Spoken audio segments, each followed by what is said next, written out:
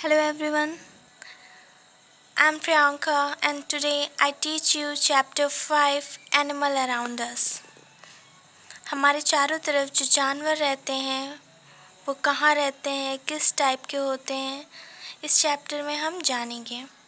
Learning objective of this chapter are types of animals, animals के प्रकार, कैसे animals होते हैं, where do animals live और animal कहाँ रहते हैं. Warm up of this chapter is here a puzzle is given. Identify the animal that find their names in the word search below. One has been done for you. Here owl. ये क्या है? Owl है और इसका जो है यहाँ पे दिया हुआ है इस पजल में. ये है bear, turtle, duck, cat, fish, elephant, dog. इसमें उनकी स्पेलिंग्स ढूंढनी है. जैसे कि यहाँ पे दिया है डॉग, ठीक है. टर्टल ये दिया हुआ है TURTLE, टर्टल. ऐसे एलिफेंट भी दिया होगा, एलिफेंट, कैट. आपको खोजना है और उसके बाद फिर सर्कल करना है, ठीक है. Types of animals. Animals like tiger, lion, giraffe, elephant and zebra are big animals. जो साइज में बिग हों, बड़े हों, उन एनिमल्स को हम क्या बोलेंगे? Big animals. जैसे lion, elephant, tiger, giraffe, zebra, ये सब क्या हैं? साइज में बहुत बड़े होते हैं, इसलिए इनको हम क्या बोलते हैं? Big animals. BIG, big animals. ANIMALS. Okay. अब स्मॉल एनिमल्स कौन से होते हैं? Like sheep, rabbit, cat, dog. ये सब साइज में क्या होते हैं? छोटे होते हैं. छोटे दिखते हैं ना, इसलिए इनको हम स्मॉल एनिमल्स बोलते हैं. तो टाइप्स ऑफ एनिमल्स कौन कौन से टाइप के हैं? First one is big animal, बड़े जानवर, और second one is small animals, छोटे जानवर.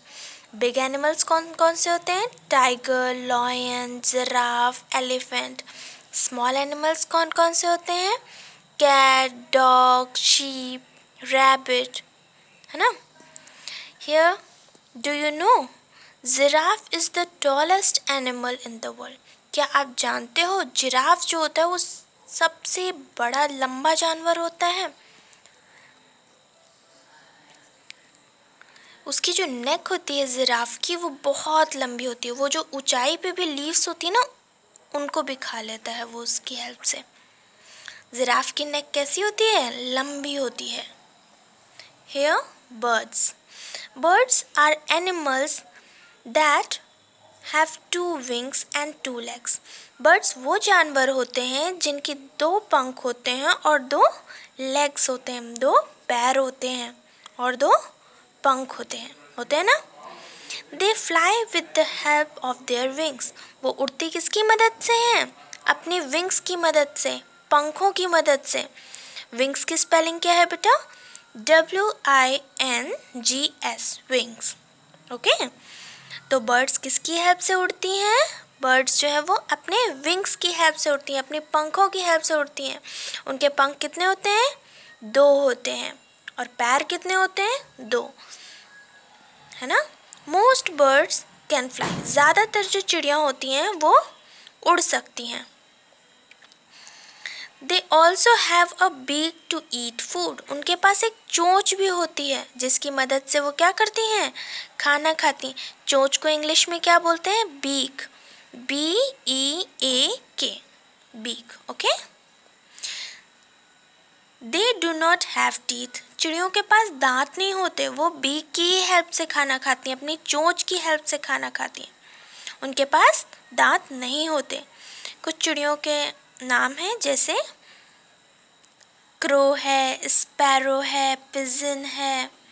ये सब क्या है? बर्ड्स हैं. Some birds like penguin and ostrich cannot fly. कुछ बर्ड्स होती हैं जैसे पेंगुइन और ऑस्ट्रिच जो कि उड़ नहीं सकती. ज़्यादातर बर्ड्स उड़ सकती हैं लेकिन पेंगुइन और ऑस्ट्रिच नहीं उड़ते हैं. They can walk और run. ये चल सकते हैं या दौड़ सकते हैं लेकिन उड़ नहीं सकते. पेंगुइन कहाँ मिलती है? पेंगुइन जो है जो ठंडे क्लाइमेट वाले देश होते हैं वहाँ मिलती है जहाँ बहुत सारी बर्फ़ जमी होती है ना. They can walk and run. Penguin and ostrich can walk and run.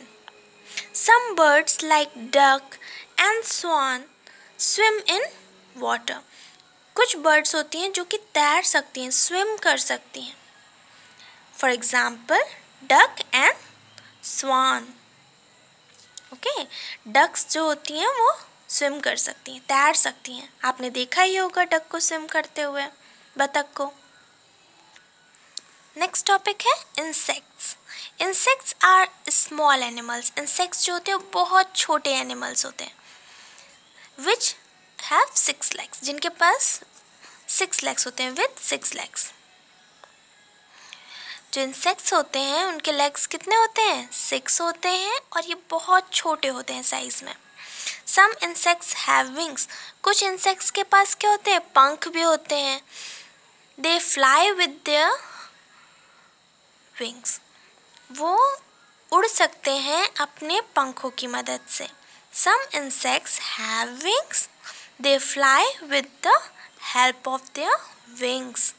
वो अपने विंग्स की मदद से, पंखों की मदद से उड़ सकते हैं इंसेक्ट्स. इंसेक्ट्स के पास कितने लेग्स होते हैं? 6 legs होते हैं. Mosquito, butterfly, cockroach, bee and ant are some insects.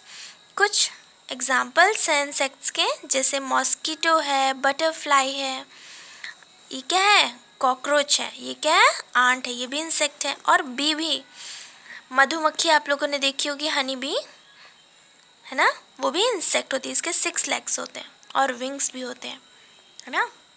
इसमें आपको सर्कल करना है. बटरफ्लाई, बी, आंट और डक में से ये सारे क्या हैं? इंसेक्ट्स हैं. और ये डक जो है वो बर्ड है. क्रो, पेंगुइन, पैरट, पिजन, इसमें क्या होगा? पेंगुइन हो जाएगा क्योंकि पेंगुइन उड़ नहीं सकती. Dog, cat, rabbit, giraffe. Giraffe होगा क्योंकि जिराफ जो है वो बिग एनिमल है. Lion, tiger, elephant, mouse. Mouse क्या है? स्मॉल एनिमल है, इसलिए माउस पे सर्कल करेंगे. ओके, तो आप लोग को समझ में आ गया. Where do animals live. अब एनिमल्स कहाँ रहते हैं?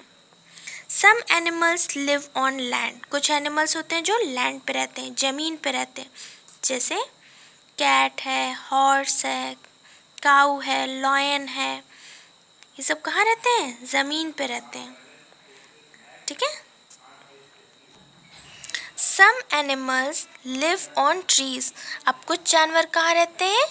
पेड़ों पे रहते हैं. जैसे मॉन्की है, स्क्वेरल है और बर्ड्स भी हैं. जितनी भी बर्ड्स हैं वो कहाँ रहती हैं? ट्रीज पे. ज़्यादातर बर्ड्स जो उड़ सकती हैं, है ना. Whale, fish, octopus, turtle are some animals that live on water. अब कुछ एनिमल्स जो होते हैं वो पानी में रहते हैं. जैसे ऑक्टोपस, इसके कितने हैंड होते हैं? 8 हैंड होते हैं. और टर्टल, कछुआ, क्रोकोडाइल, मगरमच्छ, ये सब कहाँ रहते हैं? पानी में रहते हैं. Some animals live on both. कुछ एनिमल्स ऐसे होते हैं जो दोनों जगह रहते हैं, ज़मीन पे भी, लैंड पे भी और वाटर में भी, पानी में भी. Like crocodile, frog are the example of such animals. जो क्रोकोडाइल और फ्रॉग हैं वो ज़मीन पे भी रहते हैं और पानी में भी रहते हैं. मेढक को आपने देखा होगा, पानी में भी रह लेता है आराम से और ज़मीन पे भी रह लेता है ना. तो एनिमल्स कहाँ कहाँ रहते हैं? कुछ एनिमल्स होते हैं जो ज़मीन पे रहते हैं, जैसे काऊ और हॉर्स. कुछ एनिमल्स होते हैं जो सिर्फ ट्री पे रहते हैं, जैसे मंकी, स्क्वेरल, बर्ड्स. कुछ एनिमल्स हैं जो सिर्फ पानी में रहते हैं, जैसे फिश है, ऑक्टोपस है। कुछ एनिमल्स ऐसे हैं जो कि ज़मीन और पानी दोनों में रहते हैं, लाइक क्रोकोडाइल और frogs. I hope I hope that you all understand this topic very well. Thanks for watching my video.